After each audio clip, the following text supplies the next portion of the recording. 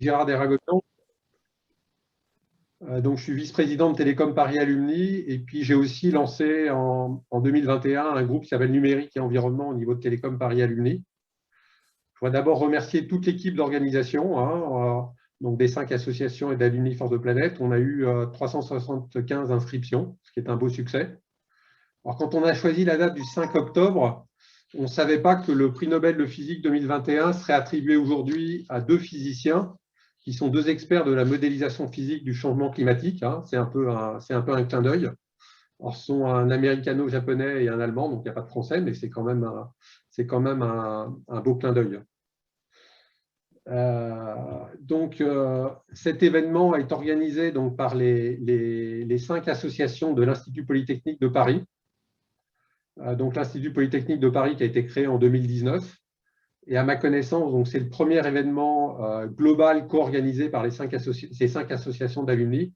Je crois qu'il y a déjà eu des événements à l'étranger, mais c'est la première fois qu'il y en a un peu global. Et il est donc avec Alumni Force de Planète que ces 5 associations soutiennent. Donc on a donc l'AX, ENSAE Alumni, ENSTA Alumni, Télécom et Management Alumni, donc qui héberge les ingénieurs de Télécom Sud Paris, et puis Télécom Paris Alumni. Donc, au programme de ce soir, donc, après mon très rapide accueil, il y aura très vite là, une introduction par les présidents des 5 associations, des 5 écoles. On aura ensuite une présentation d'Alumni Force de Planète donc, par Frédéric de Dinchin, qui est un des cofondateurs. Et ensuite, les 2 grosses sessions qui sont prévues, c'est une sur le changement climatique, donc, dans laquelle en fait, Philippe Drobinski, qui est climatologue et puis directeur du Centre Énergie for Climate d'IP Paris, nous parlera des enseignements du dernier rapport du GIEC. Et il est aussi d'ailleurs directeur du laboratoire de météorologie dynamique, qui est un laboratoire commun à plusieurs établissements, et membre du conseil scientifique d'Alumni Force de Planète. Et ensuite, il y aura donc une deuxième session.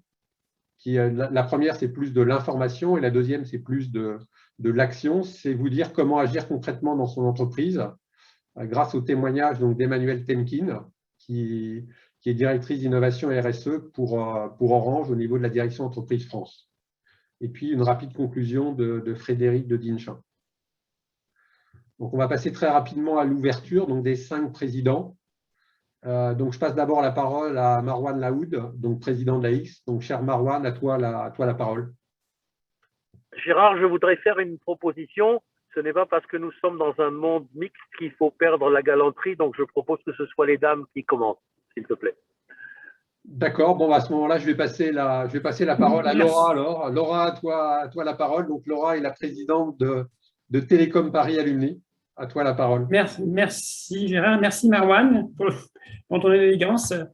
Effectivement, je suis la présidente de Télécom Paris Alumni. Je suis très heureuse de cette initiative que l'on veut mener ici tous ensemble, nous, toutes les associations d'alumni de l'Institut Polytechnique de Paris, pour accueillir l'initiative de Alumni Force de Planète qu'on accueille maintenant depuis plus de 6 mois.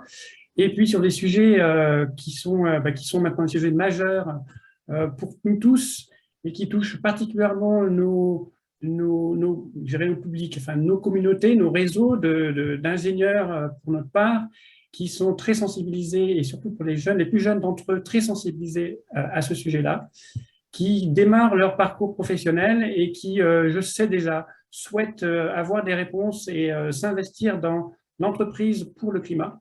On l'entend puisqu'on est, nous, à l'écoute de notre réseau. Il y a des moins jeunes et des plus jeunes. Et le sujet en question est celui qui commence à nous permettre de faire réseau, de faire communauté ensemble.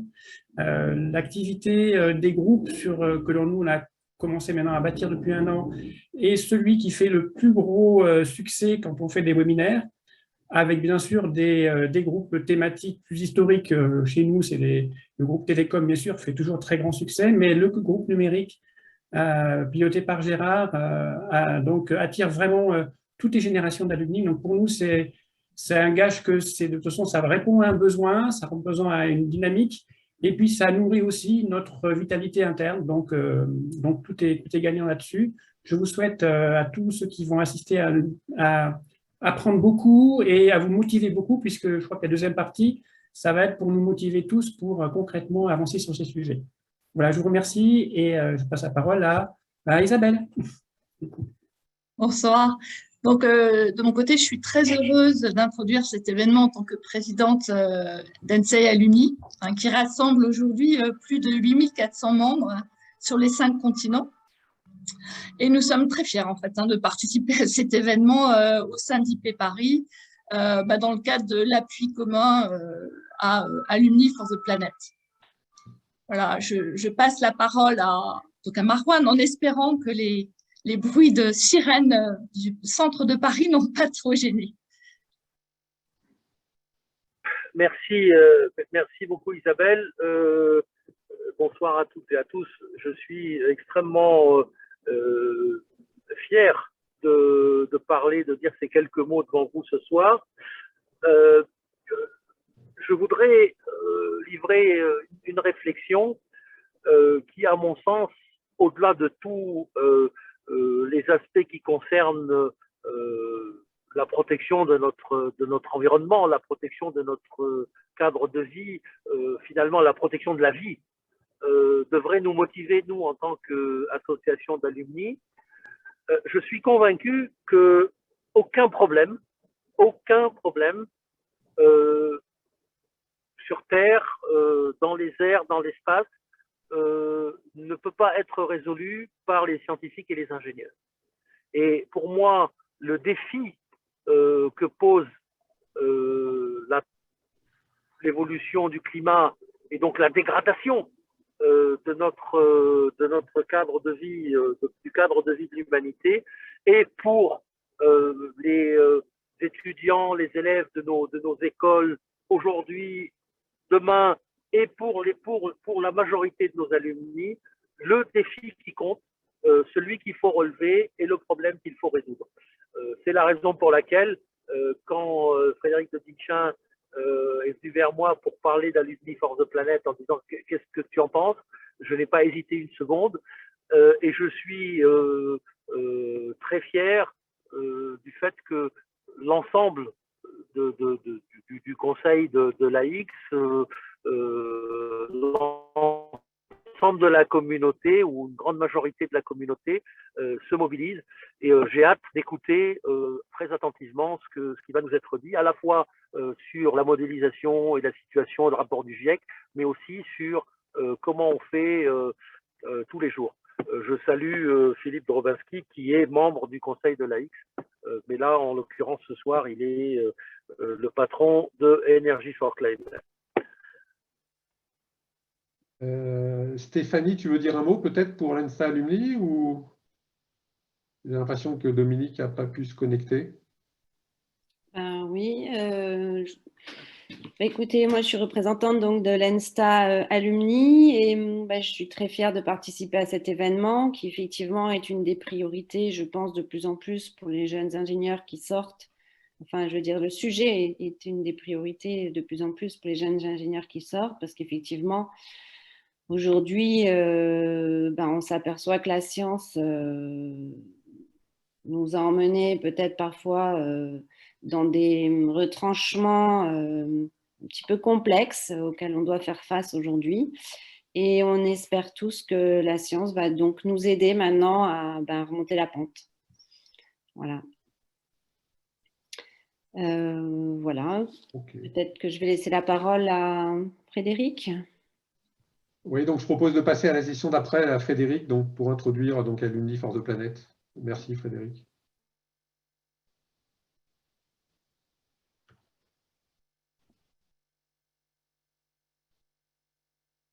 Est-ce que vous voyez mon écran? Oui, mais tu n'es pas en plein écran, tu peux passer en plein écran. Je suis en train de… Voilà, c'est bon? Là, c'est bon, oui. OK, merci. Donc, bonjour à tous. Merci aux présidentes et aux présidents de nous soutenir, d'avoir été to the point. Donc, je suis cofondateur d'Alumni for the Planet, qui a maintenant 1 an. C'est né d'une réflexion qu'on a eue dans un groupe de promo où une personne a dit, voilà, on a 10 ans pour en profiter. Et immédiatement, il y en a un autre qui a réagi en disant, on a 10 ans pour agir. Et effectivement, on peut agir, et j'ai entendu des discours très, très positifs. des présidentes et des présidents. Et je crois que c'est l'objectif d'Alumni for the Planet, qui est le réseau des diplômés de l'enseignement supérieur qui s'engagent et agissent pour l'environnement.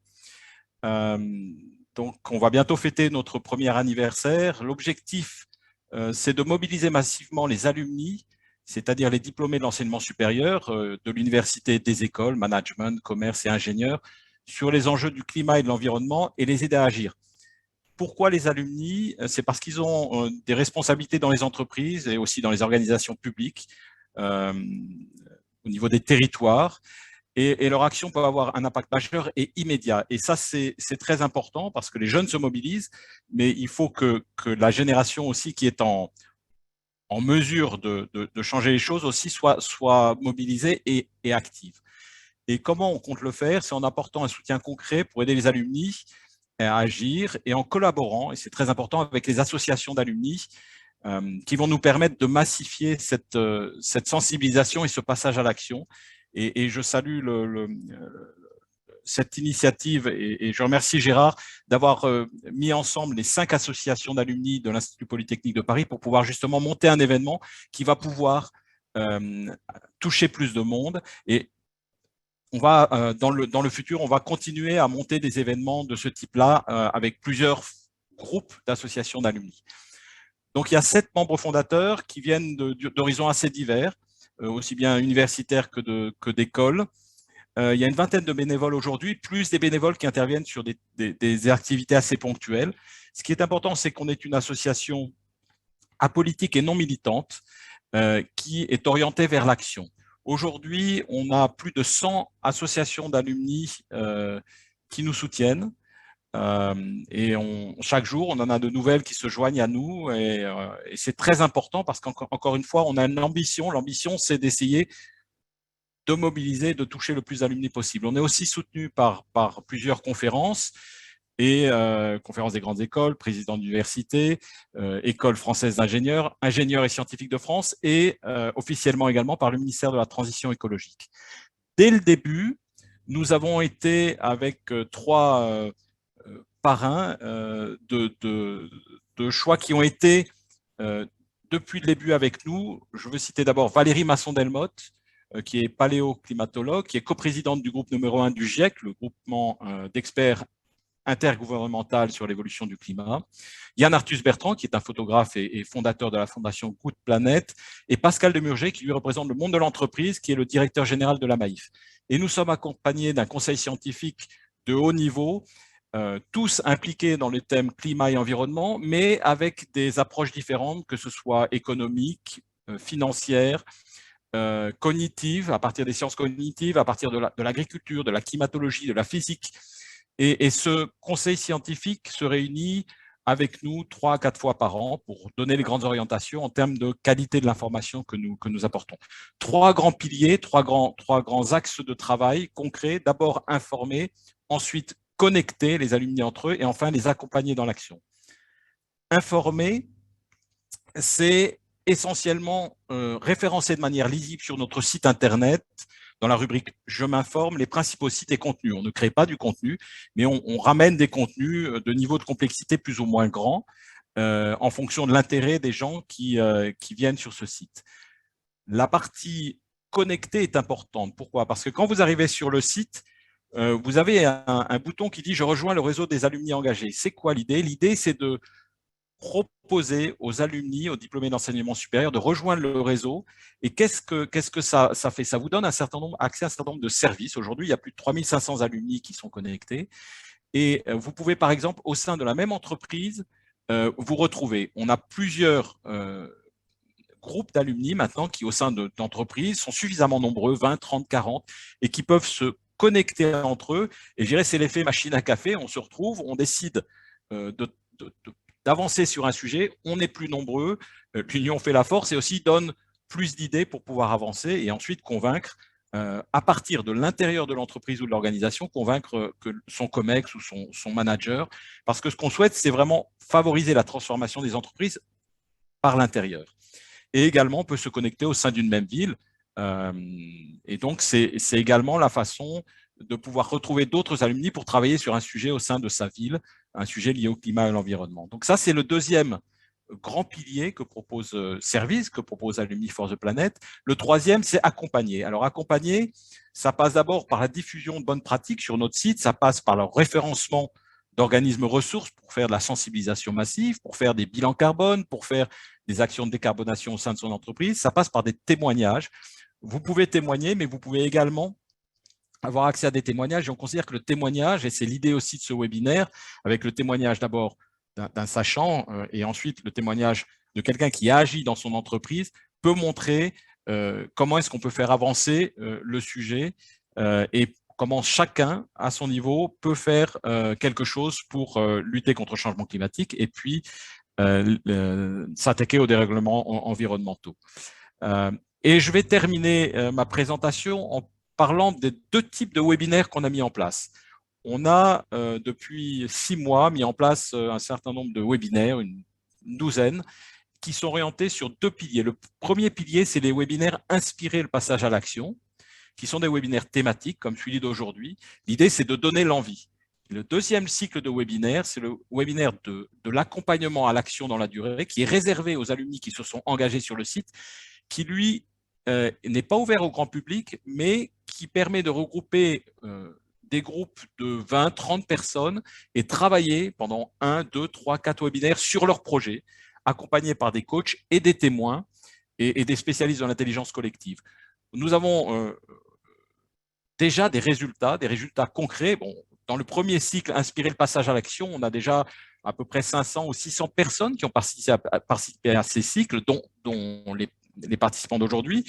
Dans le deuxième cycle, on en a 150, 200, puisque ce sont des plus petits groupes, mais on a déjà des résultats concrets. Le premier résultat, je voudrais le citer, c'est quelqu'un qui est venu, qui n'avait pas ne savait pas comment avancer dans son entreprise. Il est venu, il a appris comment monter un collectif.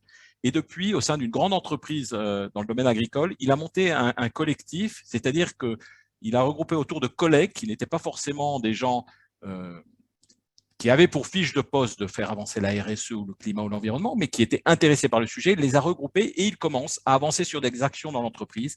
Alors, c'est des actions qui peuvent être simples au départ. On parle des globés en plastique ou d'éteindre la lumière, mais après, c'est des actions qui sont plus ambitieuses pour faire avancer, par exemple, le scope 3. Un autre exemple, c'est une personne qui avait démarré un collectif dans son entreprise et qui, à la suite de ce webinaire d'accompagnement à l'action, a réussi à convaincre, parce qu'on l'a accompagné, plusieurs personnes du COMEX. Et à partir de là, ils ont pu commencer à lancer des activités et des actions beaucoup plus ambitieuses en termes de décarbonation. Et enfin, le dernier, c'est une personne qui est venue dans ces séminaires d'accompagnement à l'action et qui a découvert qu'on pouvait lancer un bilan carbone dans son entreprise, qui l'a fait, qui a convaincu son management. Et ce bilan carbone qui touchait non seulement les scopes 1 et scope 2, qui sont relativement habituels, c'est-à-dire les émissions de l'entreprise directe ou les émissions liées à l'énergie utilisée par l'entreprise, il l'a étendu au scope 3, c'est-à-dire les émissions amont et aval liées à l'activité de l'entreprise, c'est-à-dire qu'il est allé un cran plus loin. Et c'est ça l'ambition d'Alumni for the Planet, c'est d'accompagner les transformations et l'accélération des transformations de l'intérieur. Et c'est ce que vous allez voir aujourd'hui. Les deux interventions, aussi bien celle de Philippe, pour Philippe Drobinski, pour voir l'ampleur de l'urgence climatique. Et la deuxième, c'est qu'il est possible d'agir. Voilà, je m'arrête là. Je te repasse le micro, Gérard. Et merci à tous d'être avec nous et n'hésitez pas à venir vous engager sur notre site. Alors, déjà, avant de passer la parole à Philippe pour la session principale, ce que je voudrais dire, c'est qu'on a eu un pointage en fait, du nombre d'anciens d'alumni d'IP Paris qui sont aujourd'hui membres d'Alumni for the Planet. Donc, on est proche de 250. Et je pense qu'il serait bien, que si vous êtes sensibilisé à ces sujets, c'est que vous alliez voir le site d'Alumni for the Planet. Et si possible, ce serait bien qu'on ait un objectif d'atteindre 500 le plus vite possible pour montrer qu'au niveau d'IP Paris, on est effectivement un ensemble d'alumni qui est vraiment sensible à ces sujets-là. Voilà, ceci dit, passons très rapidement à la session importante là, de Philippe. Donc Philippe, merci d'avoir accepté de nous parler du dernier rapport du GIEC qui est sorti au mois d'août. Donc c'est une actualité brûlante. Et comme le rapport du GIEC est assez difficile à lire, je pense que tout le monde sera intéressé à avoir un petit peu une vulgarisation de ta part. Voilà, à toi. Merci. Merci beaucoup. Alors, je voudrais juste savoir quel écran vous voyez là, pour savoir si je dois… Alors, t'es pas en plein écran là. D'accord. Donc, et là… On voit 2 slides, un en grand et un en… Voilà, là c'est bon. Très bien. Écoutez, tout d'abord, merci pour l'invitation. Donc, effectivement, je vais essayer de vous faire une digestion rapide du 6e rapport du GIEC, parce que le 6e rapport du GIEC, ce n'est pas le 5e, ce n'est pas le 4e, c'est-à-dire qu'effectivement, c'est un rapport qui vient ajouter des éléments de connaissance significatifs donc sur l'évolution du changement climatique. Donc, ça a été dit, je suis climatologue et au sein de l'Institut Polytechnique de Paris, je dirige donc le Centre interdisciplinaire Energy for Climate qui a vraiment pour vocation justement à mettre en concert et à faire collaborer les chercheurs, les chercheuses expertes sur différentes disciplines essentielles pour attaquer la problématique de la transition énergétique de façon systémique. Voilà, alors la première chose que nous apprend le GIEC, il faut savoir que les rapports du GIEC ont une périodicité d'environ 6-7 ans. Donc le dernier, c'est 2013, donc là, ça va faire même 8 ans. Et donc, il se passe beaucoup de choses en 8 ans, et une grande partie et ce qui se passe de fondamental en 8 ans, c'est surtout la perspective que l'on a en termes d'observation sur la réalité du changement climatique. Pendant très longtemps, la question du changement climatique était une affaire de modélisateurs. Maintenant, le changement climatique est perceptible, est observable, et entre 2 rapports du GIEC, et celui-là en particulier, la contribution des observations du changement climatique a été déterminante pour améliorer notre compréhension et surtout la confiance, réduire les incertitudes qu'on a sur nos projections climatiques. Alors, cette figure montre l'évolution, l'anomalie, c'est-à-dire que là, c'est une anomalie de température, c'est un changement de température par rapport à l'ère pré-industrielle qui est ici représenté. Alors, je ne sais pas si vous voyez mon petit pointeur, mais en tout cas, qui est ici représenté. Donc ici, c'est une moyenne de 1850 à 1900 pour tenir compte, pour lisser, pour supprimer la variabilité dite naturelle du climat. Et donc, on voit depuis 1850 donc cette température dont on a ôté la moyenne par rapport à l'ère pré-industrielle. Donc, la première chose que l'on voit, c'est que d'abord, c'est une courbe qui fluctue d'une année à l'autre, et donc des années froides succèdent à des années chaudes, et vice-versa. Et ça n'a rien d'exceptionnel, c'est ce qu'on appelle la variabilité naturelle du climat. Mais ce que l'on voit, c'est qu'à partir des années, on va dire des années 1950 et particulièrement à partir des années 1970, eh bien que là, il y a une tendance extrêmement forte qui donc sort complètement de la variabilité naturelle de la température, et il y a maintenant aucune ambiguïté sur le rôle, sur la responsabilité de l'homme sur ce changement climatique au travers donc des gaz à effet de serre. Alors les gaz à effet de serre, leur propriété, c'est essentiellement donc d'absorber le rayonnement infrarouge thermique et de le réémettre. Et donc, plus on met de gaz à effet de serre dans l'atmosphère, dans les basses couches de l'atmosphère, plus on va accumuler d'énergie et donc réchauffer le système. Donc, depuis l'ère pré-industrielle, la température a augmenté de 1,1 degré.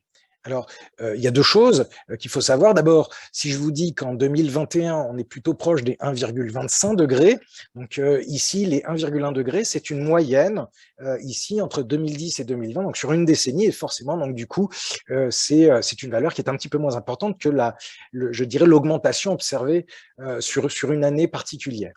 Ça, c'est le premier point. Le deuxième point qui est important quand même, c'est qu'est-ce que c'est que 1,1 degré. Donc là, je donnerai juste comme exemple, puisque ça, c'est souvent un vecteur de sensibilisation, c'est quand vous avez un enfant, votre enfant qui a… Donc, nous sommes des humains, donc avec une température régulière à 37 degrés. Quand votre enfant a 39 degrés, vous le mettez sous médication. Quand il est à 40 degrés, vous l'amenez à l'hôpital. Et à 41 degrés, il est probablement décédé. Donc, il faut savoir que le moindre dixième de degré compte, et en fait la Terre a de la fièvre, et que 2 degrés ce n'est pas rien, c'est même énormément s'il s'agissait de la santé de votre enfant.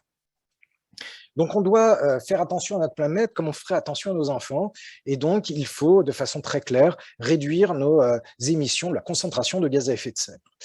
Alors là aussi, donc ça c'est un apport fondamental du dernier rapport du GIEC, comme je vous l'ai dit, on a une perspective dans le… On a maintenant beaucoup plus de données, bien évidemment, qui sont disponibles dans la période où le réchauffement climatique est devenu extrêmement perceptible, mesurable. Eh bien, donc, on est capable maintenant d'attribuer quelque part le réchauffement observé aux différentes influences. Et donc, il est clair, sans aucune ambiguïté, et ça fait déjà depuis au moins depuis le 4e rapport du GIEC que la responsabilité des activités humaines ne fait plus d'ambiguïté. Eh bien, donc, le réchauffement observé est dû aux gaz à effet de serre, et il est partiellement masqué, c'est-à-dire que l'effet seul des gaz à effet de serre serait plus fort, et il est partiellement masqué par l'effet refroidissement des aérosols aussi dû aux activités humaines, comme la pollution de l'air. Donc ici, ce graphe montre ici donc, le réchauffement observé, et ça, c'est donc l'influence humaine totale liée donc, de ce réchauffement climatique, sachant qu'on a ôté, bien évidemment, l'influence naturelle.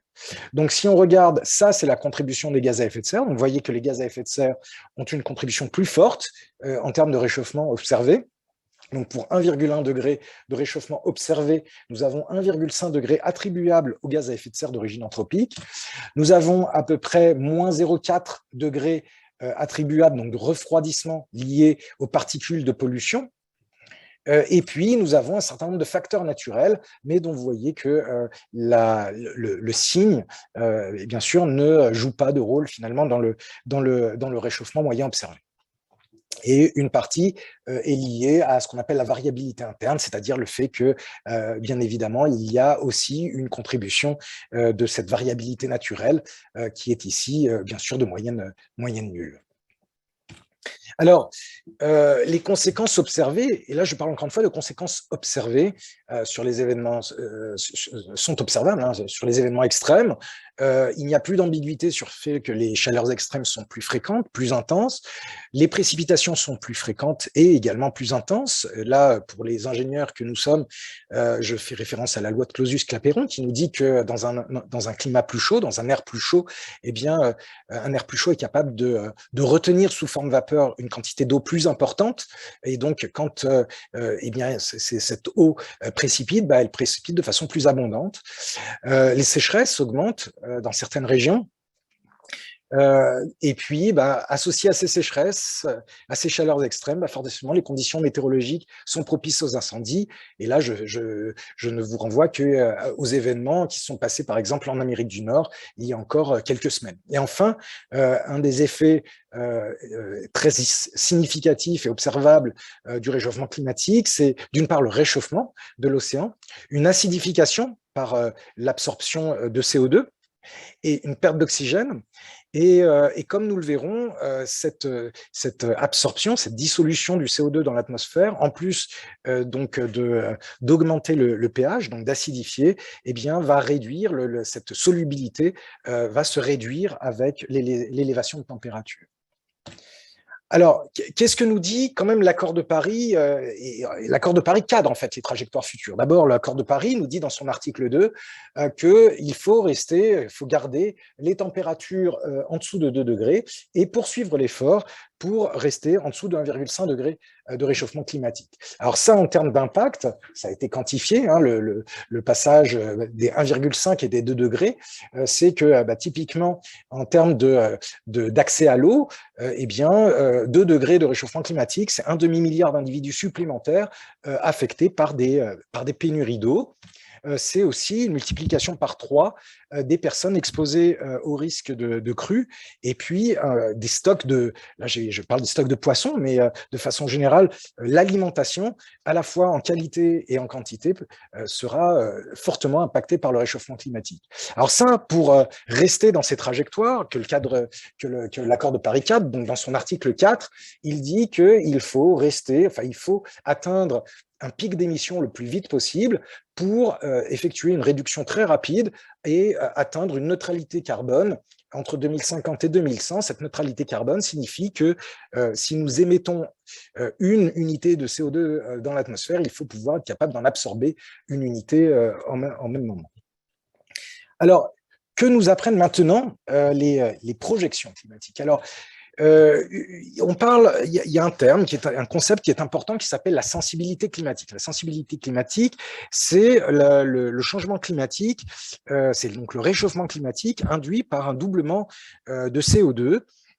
Et donc, une fois qu'on laisse donc le modèle s'équilibrer. Donc, c'est un réchauffement à l'équilibre lié à un doublement du CO2. Alors ça, c'est un exercice qui est un petit peu formel, mais qui permet de bien estimer dans un système à l'équilibre un réchauffement attendu de façon un petit peu codifiée et homogène. Donc là, je présente dans ce graphe, en fonction des rapports d'évaluation du GIEC, donc là, il y a d'abord le rapport Charnay, qui a effectué une première estimation de l'impact du doublement de CO2 sur l'évolution des températures. Donc là, il s'agit du changement de température pour un doublement de CO2. Nous avons ici le premier rapport du GIEC, et vous voyez que jusqu'au 4e rapport du GIEC, on va dire plutôt jusqu'au 3e, l'essentiel de cette sensibilité climatique était essentiellement issu des modèles. La preuve était apportée par la modélisation. À partir du 4e rapport du GIEC, on commence à inclure des mesures instrumentales et paléoclimatiques. Mais ce que l'on voit surtout, c'est que voilà, si on va essayer de comparer le 5e et le 6e rapport du GIEC, eh bien le 5e rapport du GIEC, vous voyez que la gamme de réchauffement probable, c'est-à-dire issu ici donc pour une probabilité d'occurrence supérieure à 66 degrés, 66%, pardon, excusez-moi, eh bien était comprise typiquement entre 1,5 et 4,5 degrés. Donc ce que nous apprend le 6e rapport du GIEC, c'est plusieurs choses. D'abord, cette sensibilité climatique a été cette fois-ci mesurée avec des méthodologies bien plus robustes que celles que nous avions utilisées jusqu'à présent, dans la mesure, encore une fois, que nous avions beaucoup plus de mesures instrumentales qui permettaient d'observer le réchauffement climatique. Aussi, travailler beaucoup sur des proxys paléoclimatiques permettant de remonter loin dans le temps et permettre aussi de regarder un petit peu quels étaient les comportements, quel était le comportement du climat en relation avec la concentration en CO2, et puis bien évidemment une meilleure compréhension physique. Et ça, donc le rapport du GIEC, le dernier rapport du GIEC nous donne plusieurs éléments importants. D'une part, comme vous le voyez ici, cette fois-ci, l'estimation la plus probable, probable déjà, donc du réchauffement climatique, c'est significativement réduit. Avec ici un réchauffement attendu entre 2,5 et 4 degrés. Donc, une incertitude, finalement, qui s'est considérablement réduite par environ 50%. Et donc, avec une conséquence double, alors à la fois une bonne nouvelle et une mauvaise nouvelle, c'est qu'on voit que les scénarios à très fort réchauffement climatique supérieur à 5 degrés sont quasiment devenus non possibles dans le dernier rapport du GIEC. Alors, je dis quasiment parce que forcément, rien ne peut être complètement exclu. Mais donc, on a une réduction très forte de l'incertitude. Et d'autre part, et ça, c'est la mauvaise nouvelle, c'est que par rapport au 5e rapport du GIEC, on va dire un climat plutôt doux, un réchauffement plutôt limité, par contre, lui aussi est exclu. Donc, la réduction d'incertitude forcément permet une prise de décision beaucoup plus éclairée. On sait beaucoup plus dans quelle trajectoire, quelle direction on va. La bonne nouvelle, c'est que probablement un climat extrêmement chaud a l'air de sortir maintenant de la gamme de probabilités raisonnables, mais aussi, malheureusement, un climat avec un réchauffement plus modéré.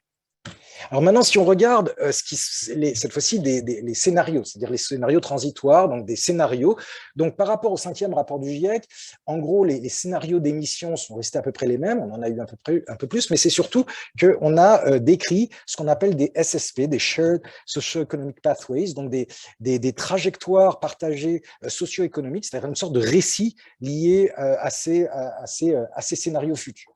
Alors ça, en gros, les émissions futures entraîneront un réchauffement climatique supplémentaire. Donc là, ce que l'on voit, c'est les simulations. Donc c'est le passé observé, le passé simulé avec l'incertitude liée à la dispersion intermodèle, et puis donc des projections en fonction de taux d'émission, soit très élevés, intermédiaires, basses ou très basses. Alors ce que l'on voit, c'est que, en gros, seuls les scénarios basses ou très basses nous permettraient d'une part, de rester en dessous de 1,5 degré.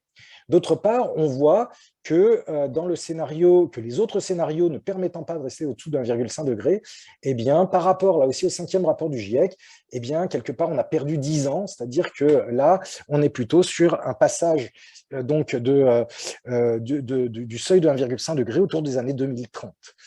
Et lorsque l'on regarde le passage à 2 degrés, eh bien là aussi, les choses se sont un petit peu accélérées. On est sur un passage autour des années 2050, avec là aussi comme seule possibilité, comme scénario, c'est-à-dire donc de réduire de façon drastique les émissions dans des scénarios bas et très bas. Donc là, justement, quels sont ces scénarios ?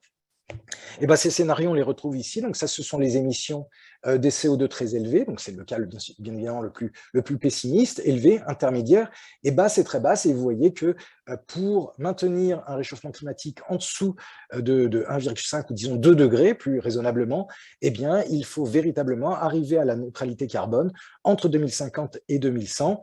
Et on voit que si ce n'est pas fait, eh bien, le passage à 2 degrés sera irrémédiable.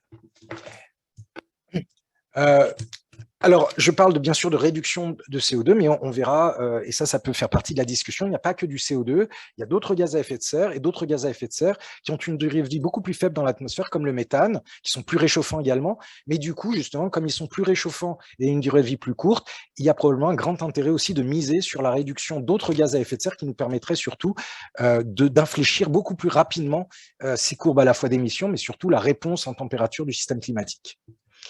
Alors, une des choses qui va avec le changement climatique, c'est l'efficacité du puits de carbone. On parle beaucoup du puits de carbone, donc une grosse partie du puits de carbone, c'est la végétation, c'est-à-dire les surfaces continentales, et c'est l'océan, donc qui, par la loi de Henry, permet de dissoudre le CO2 dans l'eau. Mais le problème de ça, c'est que si on prend juste l'océan, eh bien, la loi de Henry nous dit que si la température augmente, la dissolubilité des gaz devient plus faible. Donc, l'océan, dans un climat plus chaud, ne permettra pas d'absorber autant de CO2. Et puis, les surfaces continentales, quelque part, eh bien, c'est une place limitée.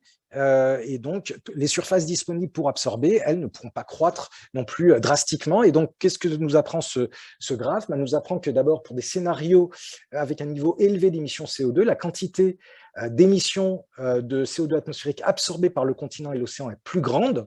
Donc, on voit ici que, bien évidemment, pour ici 8000 gigatonnes de CO2, eh bien, on voit qu'on a plus de CO2 absorbé que dans le cas où on en émettrait 4800.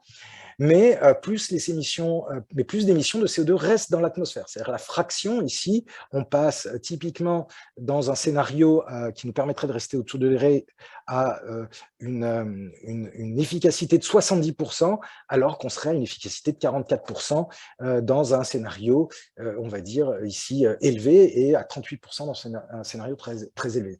Donc ceci signifie que la fraction d'émissions de CO2 atmosphérique absorbée par le continent et l'océan devient plus faible au fur et à mesure que le climat se réchauffe.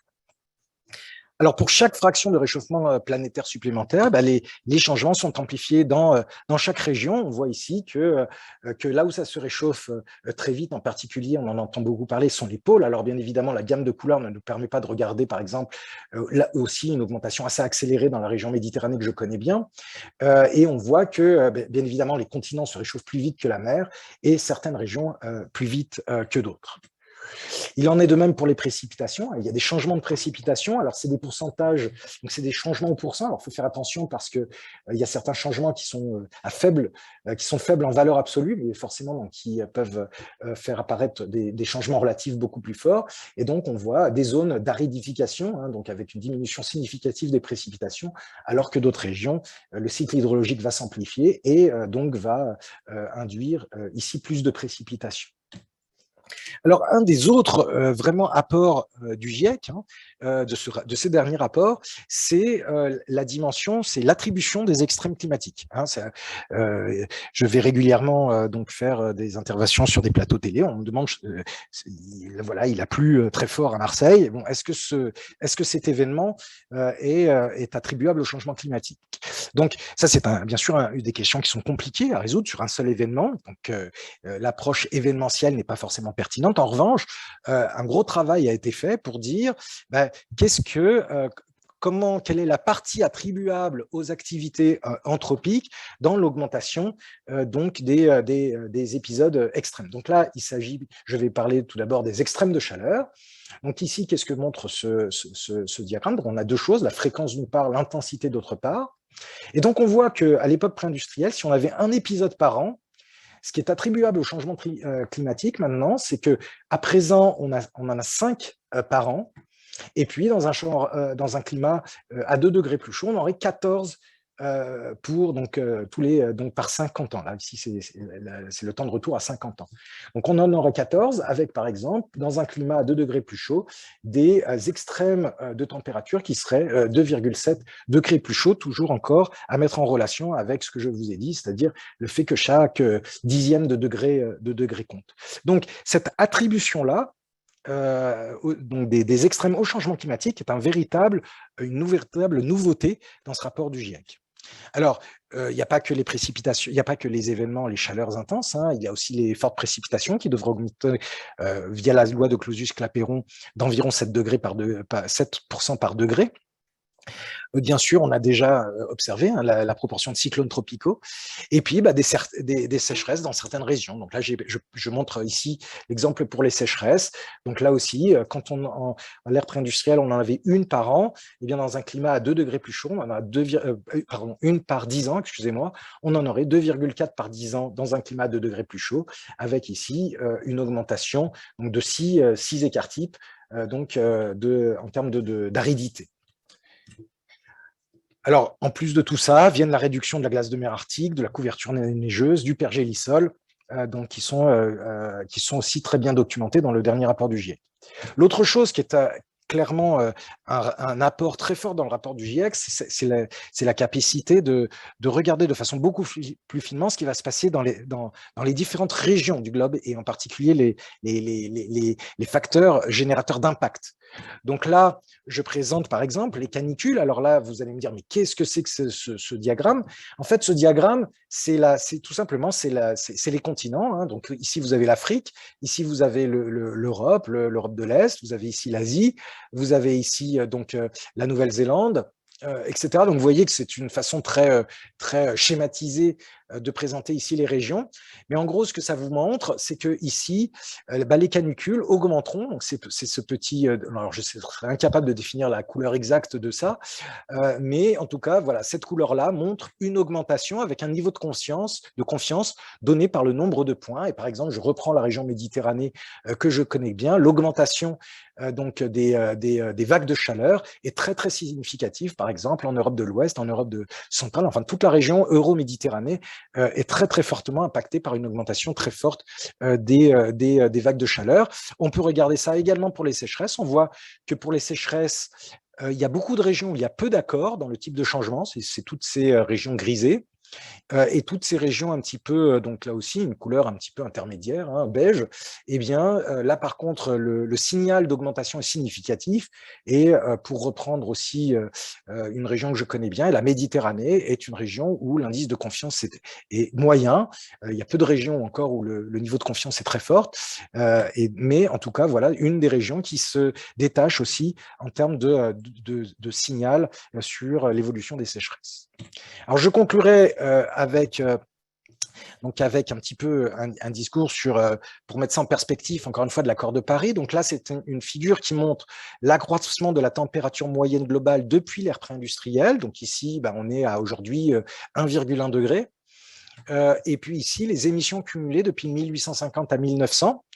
Et donc, on voit qu'il y a une relation quasi linéaire entre justement cette élévation de température et cette concentration cumulée en CO2, avec ici projeté la suite de la courbe à partir des simulations climatiques pour les différents scénarios. Donc, on a une relation linéaire entre les émissions cumulées et le réchauffement global, ici donc jusqu'en 2050. Alors, ce que ça nous montre, c'est que pour rester en dessous de 2 degrés, il faut éviter d'émettre un petit peu plus de 3000 gigatonnes de CO2 dans l'atmosphère, sachant qu'aujourd'hui, il y a 10 ans, nous étions ici à 1900, on est un petit peu plus de 2000 aujourd'hui. Donc, on va dire que nous avons à peu près 1000 gigatonnes de CO2 encore je dirais, de droit à émettre, même si j'aime pas du tout ce mot-là, pour rester en dessous de 2 degrés Celsius, sachant qu'après, il faut absolument être en neutralité carbone. Alors, si on regarde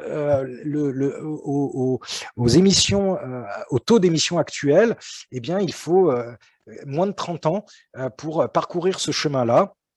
Et c'est-à-dire qu'il faut réduire de façon drastique notre taux d'émission. On est en gros 2 fois trop émetteur. Et donc, les scénarios qui conduisent à maintenir le réchauffement climatique en dessous de 2 degrés donc, doivent se caractériser par une réduction des gaz à effet de serre de 40 à 70% en 2050 par rapport à 2010 et des niveaux d'émissions donc, proches de zéro à partir aux environs de 2100.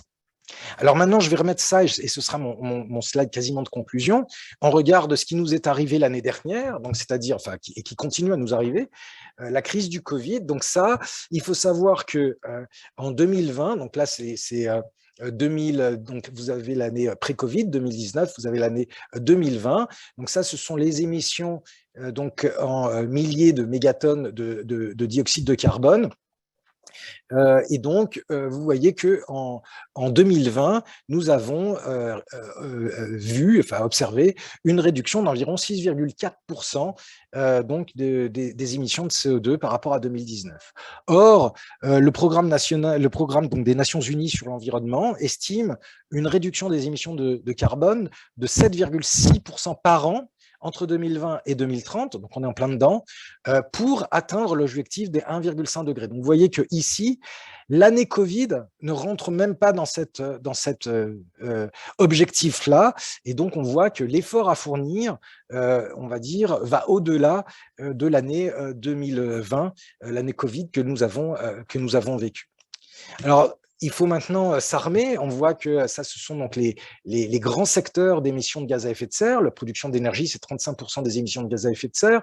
Le transport, 13%, et ainsi de suite. L'agriculture, 11%.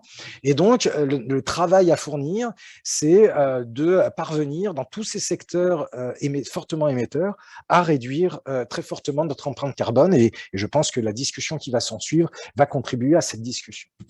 Donc, je conclurai là-dessus. Donc, du point de vue des sciences physiques, puisque c'est ça, en fait, que véhicule le groupe 1 du rapport du GIEC, qui est organisé en 3 groupes. Donc, le deuxième groupe sur les impacts du changement climatique et le troisième groupe sur l'atténuation du changement climatique. Les rapports vont être publiés l'année prochaine. Donc, du point de vue des sciences physiques, pour limiter le réchauffement climatique d'origine humaine à un niveau spécifique, il faut limiter les émissions cumulées de CO2 pour atteindre au moins des émissions nettes de CO2 nulles, ainsi que des fortes réductions des émissions d'autres gaz à effet de serre qui pourraient présenter l'avantage de pouvoir avoir une inertie beaucoup plus faible et donc de permettre en fait de modifier la trajectoire de réchauffement beaucoup plus rapidement que juste un impact sur nos émissions de CO2.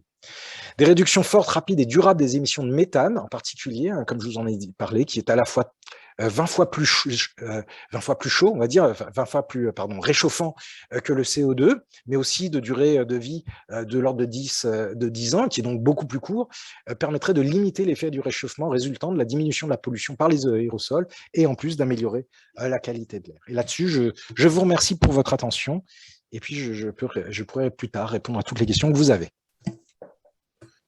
Alors, je propose de passer aux questions-réponses. Donc, vous pouvez tous poser des questions dans le flux de Q&A. Alors, il y a une question justement qui est directement liée à ce que tu as dit à la fin. Il y a un participant qui demande, tu parles souvent en fait d'émissions de CO2, qui demande si les scénarios présentés intègrent les émissions en méthane, oui. Dont on sait qu'ils ont un effet plus important sur le réchauffement climatique, ou ils sont modélisés que sur la base des émissions de CO2. Non, ils sont. Alors, les scénarios intègrent l'ensemble des gaz à effet de serre. Et justement, probablement des grandes actions qu'il faudra prendre, on parle beaucoup de CO2 équivalent. Donc, pour intégrer l'ensemble des gaz à effet de serre, ces CO2 équivalents, c'est sur une période de 100 ans. si on veut, donc 100 ans maintenant, c'est plus tenable, hein, la nécessité d'action, elle est à beaucoup plus courte échéance que ça, et donc ce CO2 équivalent probablement devra être revisité pour essayer donc d'intégrer cette fois-ci une dimension des plus forte, de quoi un proxy plus pertinent pour des trajectoires, pour des scénarios à plus court terme. Mais en tout cas, oui, le CH4, les trajectoires CH4 sont introduits dans les scénarios, oui. Ok. Alors, avant de poser des questions, je voudrais d'abord te remercier. Je crois que c'est vraiment très appréciable d'avoir une présentation qui est très didactique de ce sujet. Parce qu'en fait, les rapports, quand on lit les rapports du GIEC, ils sont extrêmement difficiles à comprendre. Donc, je pense que tous les participants ont apprécié d'avoir une présentation aussi claire et qui leur permet de mieux comprendre en fait ce sujet. Autrement, moi, avant de reprendre peut-être d'autres questions, j'ai 2 questions que je voulais te poser. Alors, la première, en fait, c'est sur Energy for Climate. Donc, tu es le directeur d'Energy for Climate. C'est un des centres interdisciplinaires de compétences donc, de l'Institut Polytechnique de Paris. Moi, j'ai compris que l'objectif, c'était d'être un leader mondial au niveau du changement climatique et de la transition énergétique. Est-ce que tu peux nous en dire un petit peu plus sur ce centre? Donc, c'est interdisciplinaire. Est-ce qu'on est vraiment sur la trajectoire d'être un leader mondial? Est-ce que vous avez les moyens? Alors, plusieurs choses. Donc, d'abord, le centre interdisciplinaire Energy for Climate, l'idée, c'était de dire, bon, l'énergie n'est pas forcément un objet d'étude dans les laboratoires, c'est une application. Et donc, dans très nombreux laboratoires du périmètre IP Paris, eh bien, nous avons des laboratoires qui ont une partie de leur activité sur le changement climatique, sur les questions d'énergie. Donc, l'idée, ça a été de dire, on va offrir à tous ces laboratoires un cadre de travail interdisciplinaire qui permet cette fois-ci d'abord de valoriser les travaux qui sont faits sur l'énergie, mais en plus de pouvoir, par une vision un petit peu interdisciplinaire, apporter des réponses de façon beaucoup plus systémique que si l'on regarde les choses de façon silotée. Le deuxième chose, l'objectif de Energy for Climate, c'est de démontrer la faisabilité de la transition énergétique sur le terrain. Donc, on travaille sur le développement de démonstrateurs, donc en particulier sur les smart buildings, les smart cities. Donc, on a sur le campus d'IP Paris maintenant 3 smart buildings en opération qui nous permet à la fois de tester les questions de contrôle prédictif. Alors, qu'est-ce que c'est qu'un smart building? C'est un building qui est en autonomie, qui fait de l'autoconsommation, c'est-à-dire qu'il produit son énergie avec, par exemple, des panneaux solaires. Il y a un système de stockage plus un système intelligent de gestion. On peut faire aussi du véhicule électrique là-dessus. Il y en a dans nos démonstrateurs. Et donc, l'idée, ça fait à la fois l'appel aux sciences des données sur comment gérer, optimiser la gestion de ce type de bâtiment pour réduire son empreinte carbone, pour améliorer le bien-être à l'intérieur du bâtiment. Nous avons des problématiques de contrôle prédictif, donc qui mobilisent tous les gens qui font de la prévision de la ressource, la prévision de la consommation, des gens qui travaillent sur les problématiques de flexibilité, de sobriété de sa consommation au sein des bâtiments. Donc, on a, via des objets, des démonstrateurs très disruptifs, une vraie recherche interdisciplinaire. Alors, sur quoi on veut être? La question, c'est pas est-ce qu'on veut être ou est-ce qu'on a la capacité d'être leader mondial. Je suis sûr qu'on le sera, et pas dans si longtemps que ça. Mais la question, c'est plutôt sur quoi? C'est-à-dire que le Centre Energy for Climate traite beaucoup de choses et on ne peut pas être leader sur tout. Mais je pense que, par exemple, sur la question des smart buildings, on est capable d'aller véritablement très, très loin dans le bâtiment ou la ville comme élément de la transition énergétique, avec aussi bien des problématiques de type économique, des problématiques de type data science, avec des problématiques de type matériaux. Donc, je dirais que, en tout cas, ça, c'est un sujet sur lequel on mise vraiment pour être quelque part localisé sur une carte mondiale des campus internationaux sur la question de transition énergétique. D'accord. Merci. Je pense que si on veut rester dans le timing, alors il y a un certain nombre de questions en ligne. Alors, il y a peut-être certaines où tu peux répondre en ligne et autrement, on répondra peut-être à la fin, on reprendra à la fin les questions. Je pense que c'est important de garder du temps pour la deuxième session avec Orange. Donc, Stéphanie, écoute, je te passe la parole. Tu t'es présentée tout à l'heure. Tu es une ancienne Tout à l'heure, je me suis présentée brièvement par rapport à l'association Alumni ENSTA. Je vais me présenter brièvement. Donc, Stéphanie Touram, j'ai créé un petit cabinet de conseil qui s'appelle Résilience Lab et qui accompagne les entreprises dans leur transition écologique et notamment sur les bilans carbone. Voilà pour ma présentation. Moi, en tout cas, je remercie beaucoup Philippe pour cette présentation qui nous dit qu'on a quand même beaucoup de pain sur la planche et que pour arriver à réduire les émissions de GES de 7,5% par an, visiblement sur les prochaines années, je pense qu'il faut l'aide des entreprises. C'est une lapalissade. Et pour ça, Orange a commencé un petit peu à s'engager dans cette voie. Et donc, je voulais vous présenter Emmanuel Temkin. Emmanuel, je vais te présenter et puis après, je te poserai quelques questions. Ok. Donc, Emmanuel Temkin, je suis directrice innovation et RSE pour la branche B2B d'Orange en France. Donc, c'est tout, on vend à toutes les entreprises, en fait, nos services, nos produits Orange. Et donc, je voulais vous parler. Alors, j'ai des slides, je vais peut-être les partager si ça vous va. Hop, partager. Vous me dites si c'est bon. C'est pareil, peut-être le mettre en plein écran. Parce que Emmanuel, tu as commencé, enfin, il y a certaines actions qui ont commencé déjà chez Orange, donc tu vas nous en présenter quelques-unes. Ouais. J'ai envie de te demander, finalement, quel a été le déclencheur pour lancer tout ça dans ton entreprise? Le déclencheur, en fait, je vous mets à l'écran, là, il y a une communauté qui s'appelle Je suis vert, ce que j'entendais tout à l'heure, que pour que les gens passent à l'action, il fallait vraiment créer la communauté. Je pense que ça, c'est hyper important. C'est le truc de trouver les gens qui ont les mêmes comment dire, soucis que nous, en fait, pas forcément les mêmes idées, parce que c'est plus facile d'avoir des problèmes sur ce sujet que des solutions. Donc, du coup, et puis une certaine sensibilité, en fait, et le fait de se poser des questions, de trouver des gens qui se posent des questions, les mêmes questions que soi, c'est vraiment hyper important parce que c'est un sujet qui peut être assez… Enfin, là, on le voit bien, d'ailleurs, après la super présentation qui est topissime, c'est quand même assez plombant, même si on a lu le rapport avant, même si on a fait une quinzaine de fresques du climat, ça reste toujours un sujet qui n'est pas évident à prendre en compte, tellement il est gros et qui nous dépasse. Et donc, de trouver des amis, moi, je pense que c'est vraiment le truc le plus important. Donc, en fait, au sein d'Orange, on a un espèce de réseau social interne qui s'appelle Plaza, sur lequel toute personne peut proposer un groupe. Donc, là, ce groupe-là existe au sein d'Orange, où il y a plus de 1300 personnes qui sont dedans. Donc, c'est quand même beaucoup. Et donc, pour moi, l'élément déclencheur, c'était vraiment de pouvoir trouver des gens avec qui parler. Il y a des sessions ouvertes au téléphone de tous les lundis pendant 3/4 d'heure où tout le monde peut venir. Et puis, il y a un esprit qui est très bienveillant, c'est-à-dire qu'on y va sans jugement, on peut poser ses questions. Il y a beaucoup de compréhension. D'ailleurs, ça se voit dans les questions. Quand on commence à creuser le sujet, donc en plus avec un esprit ingénieur, je ne me suis pas présentée. Moi, j'ai fait Centrale Paris et je continue à donner des cours dans des écoles d'ingénieurs, donc des cours d'intelligence artificielle, des trucs assez techniques. Enfin voilà, je suis restée avec un esprit ingénieur et du coup, on se pose pas mal de questions et de pouvoir échanger. Tiens, est-ce que j'ai bien compris telle chose par rapport à telle chose? C'est hyper important parce que sinon, déjà c'est angoissant et puis en plus rester avec ces questions, c'est pas très… Enfin, voilà, on peut rester tout seul trop longtemps. Je pense que c'est un sujet où il faut vraiment se trouver des amis. C'est la première chose.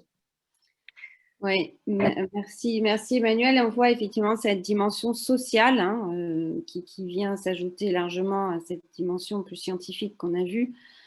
Même si on sait que les lois de la physique ne se négocient pas, c'est bien ça qu'on comprend. Donc, il va falloir que les êtres humains, à l'intérieur de leur petite communauté, eux, ils se mettent à négocier entre eux pour effectivement diminuer leur empreinte sur Terre.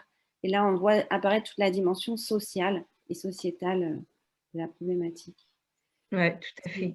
Merci Emmanuel. Et du coup, Aujourd'hui, vous en êtes où dans cette transformation? Alors aujourd'hui, en fait, bon, alors il y a Orange qui a repris plein de choses, mais qu'on a fait justement nous, en fait, les salariés. Alors moi, j'ai une position un peu double, justement, peut-être comment dire, de pivot, puisque je suis à la fois, enfin, je me considère comme salarié, comme n'importe qui dans le groupe, mais en tout cas, discutant souvent avec des gens qui n'ont pas forcément de responsabilité hiérarchique dans l'entreprise. Et de l'autre côté, comme j'ai une responsabilité, que c'est mon job, ben, du coup, ça me permet de mettre en action, donc c'est assez facile pour moi, de mettre en action en fait ce qui peut être décidé. Donc, dès qu'on commence à regarder le sujet, tout à l'heure, donc, Philippe disait, on a environ un espèce de quota à émettre de 1000 gigatonnes pour respecter les accords de Paris. Donc, quand on divise par le nombre de personnes, on arrive à passer, en tout cas en France, on dit qu'on est généralement entre 10-12 tonnes de CO2 par an, et il faut arriver à 2 tonnes. Donc, typiquement, nous, on a fait une calculette salariée. Donc, il existe plein de calculettes CO2. Hein. Je suis sûre que la plupart d'entre vous, vous connaissez déjà et vous avez déjà fait votre empreinte carbone avec la calculette de l'ADEME. Nous, on s'est dit, en tant que salarié, en tant qu'entreprise, ça serait quand même chouette de pouvoir donner ça à nos salariés. Et en plus, évidemment, en faisant un focus sur le numérique. Parce que le numérique a une double… Enfin, tout le monde, de toute façon, a un double jeu, je pense, dans ces sujets-là. Il n'y a pas que le numérique, mais le numérique, c'est flagrant. Tout le monde, enfin, on voit bien que comme ça augmente énormément, on est en train le pourcentage d'utilisation, les usages explosent, et donc du coup, toute la pollution potentielle à venir est encore plus énorme que celle qui existe déjà. Donc, le numérique, c'est un souci. Ça peut être aussi une solution. Donc, en tout cas, ça nous semblait vraiment important de pouvoir, en fonction des usages numériques de chacun, de pouvoir donner des chiffres.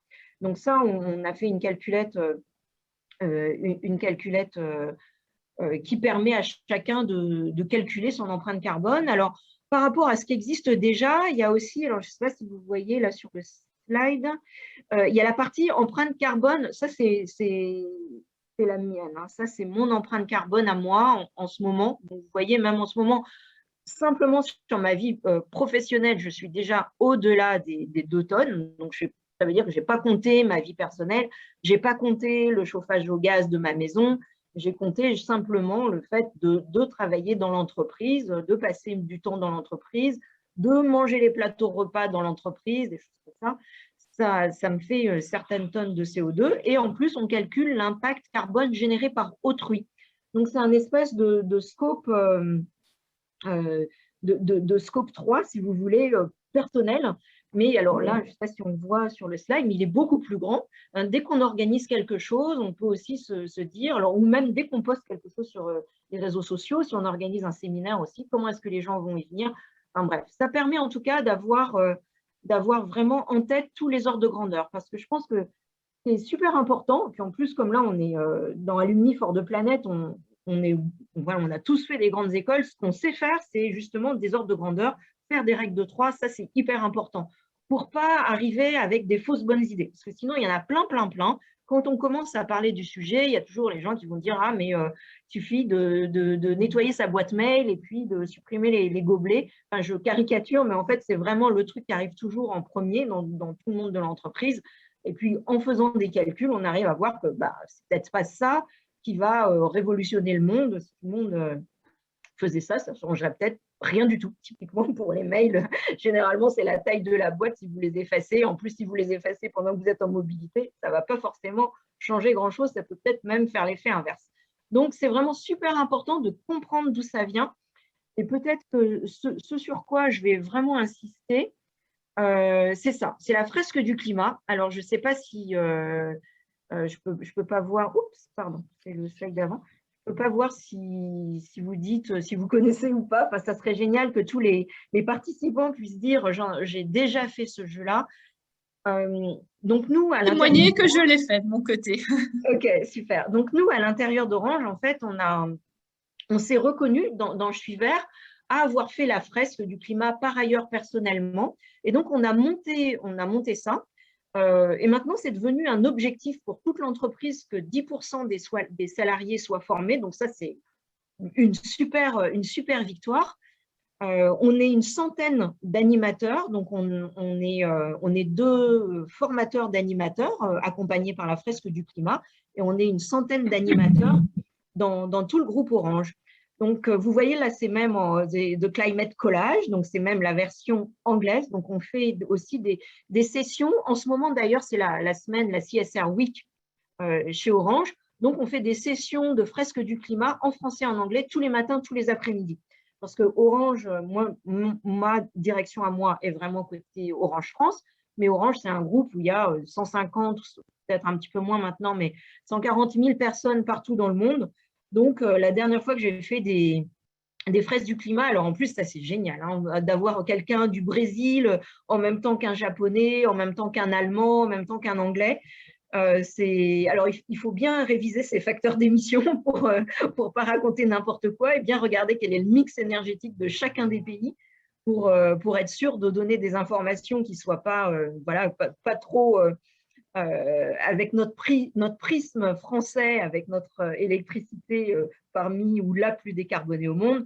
Donc, il faut vraiment avoir tout ça en tête, mais ça permet de faire un lien dans l'entreprise. Enfin, ça, on considère que pour nous, en tout cas, c'est vraiment les salariés qui ont voulu faire ça. On a réussi à le mettre dans… On a tout un outil qui gère les formations, donc qui est officiel, qui s'appelle Orange Learning. Donc, c'est un boulot à chaque fois énorme de mettre toutes ces formations pour que ce soit compté officiellement.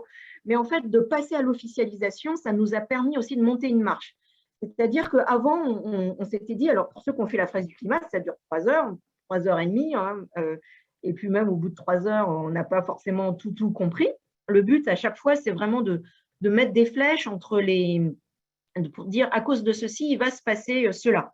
Donc, c'est vraiment de montrer les causes à effet. Et puis donc, on a toute l'explication du changement climatique et les conséquences possibles. Donc, au départ, on le faisait un peu, je ne vais pas dire en douce, mais voilà, entre midi et 2. Entre midi et 2, trouver 3 heures, c'est pratiquement impossible. Donc, on s'est dit, on va l'officialiser. Donc, alors ça, c'est du coup, voilà, moi, j'ai une équipe qui est super impliquée dessus et qui a permis, que je remercie d'ailleurs, et qui a permis de pouvoir mettre ça dans les outils officiels. Du coup, il y avait une visibilité, ça nous permet de mesurer aussi, d'être sûr, de pouvoir dire, eh bien, on est passé, donc on a une espèce de courbe exponentielle de gens qui sont en train d'être formés à la fresque du climat. Mais voilà, ça, c'est vraiment une énorme avancée. On a aussi vu qu'il y avait beaucoup de gens, parce que il y a beaucoup de gens qui ont envie de faire des choses en entreprise et qui ne savaient pas comment. Donc, on a complètement ouvert à ceux qui ont envie d'être volontaires RSE.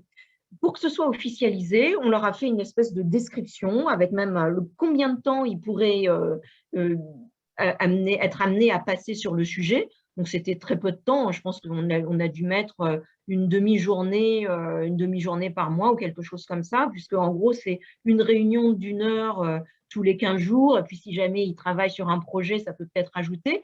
Donc, on a obtenu la validation managériale. Ça, c'était très important de donner la liste des gens. Donc, nous, typiquement, le premier appel qu'on a fait, on a eu 120 personnes dans notre direction qui se sont portées volontaires pour être des volontaires RSE. Et on a eu deux refus managériaux qu'on a pris en compte. Et en tout cas, on a cette communauté-là. Et cette communauté choisit ce qu'elle veut faire. Et donc, on leur donne carte blanche. La chose sur laquelle on s'engage, nous, c'est que quand ils font quelque chose, eh bien, on va évidemment le prendre en compte. Donc, par exemple, ils ont inventé un jeu qui s'appelle Mission DD. Donc, c'est un jeu Mission Développement Durable, en faisant tout un focus sur l'objectif 13 du développement durable, donc qui est sur le changement climatique. Mais c'est eux qui ont inventé les questions, les réponses. Donc, c'est un petit jeu sur Klaxoon. Je ne sais pas si vous connaissez cette animation. Donc, ça peut se jouer en équipe. C'est une animation qu'on propose.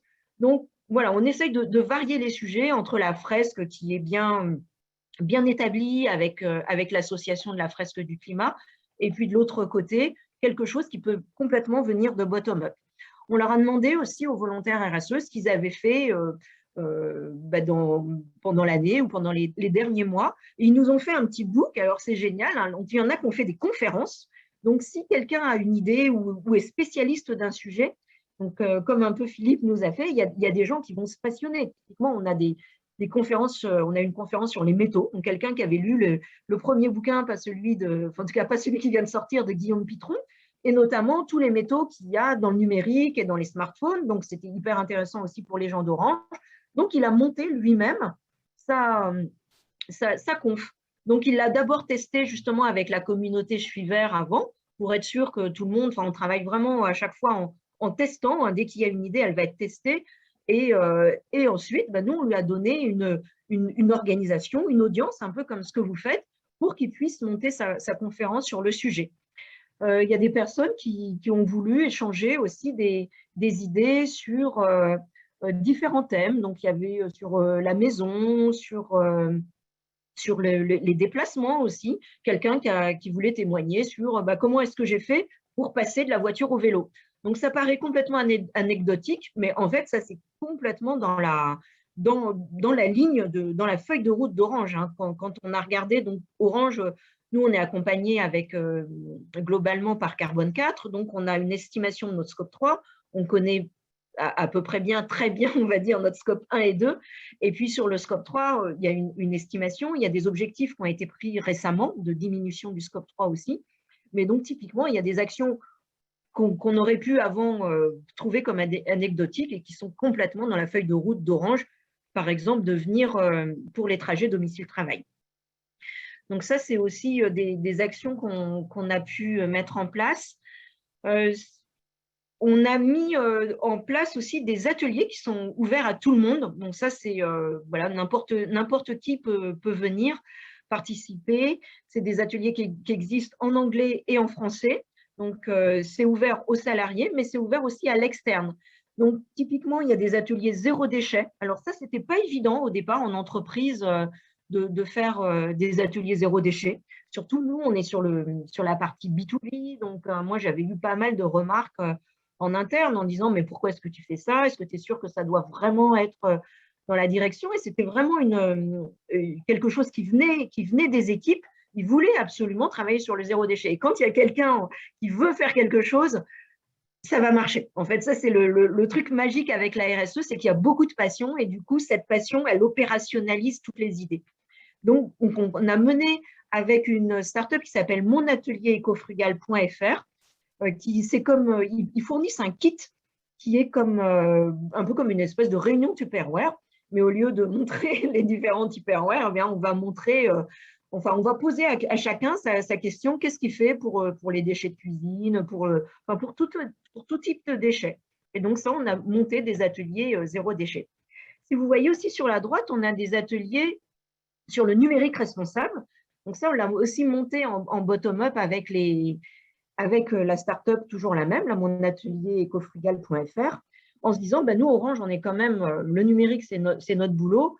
Les gens qu'on rencontre nous disent à chaque fois, le numérique, ça pollue, mais qu'est-ce qu'on peut faire? Donc, est-ce que vous avez des idées d'action? Donc, on a monté un atelier où il y a toute une partie sur le matériel, puisque dans le numérique, c'est à peu près 50-50 entre le matériel et l'usage. Donc, on pourrait dire entre la partie fabrication pour avoir le matériel et puis ensuite l'utilisation. Quand on est côté smartphone, on est plutôt 80% à la fabrication et 20% à l'usage, mais si on prend tous les livebox, les écrans, on est globalement à 50-50.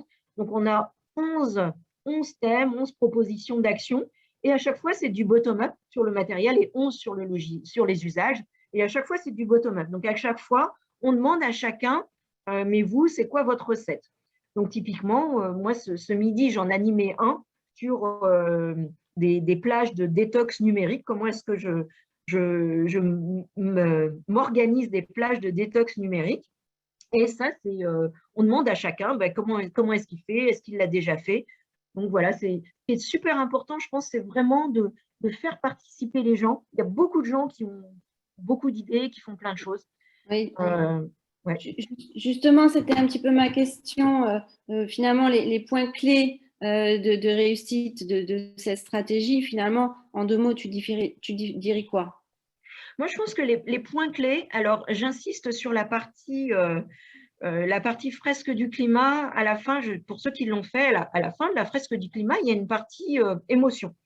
Et donc, dans l'émotion, il y a aussi alors, une espèce de courbe de deuil. Je pense que, parce que tout à l'heure, on entendait, et puis j'ai vu qu'il y avait pas mal de réactions aussi sur les questions.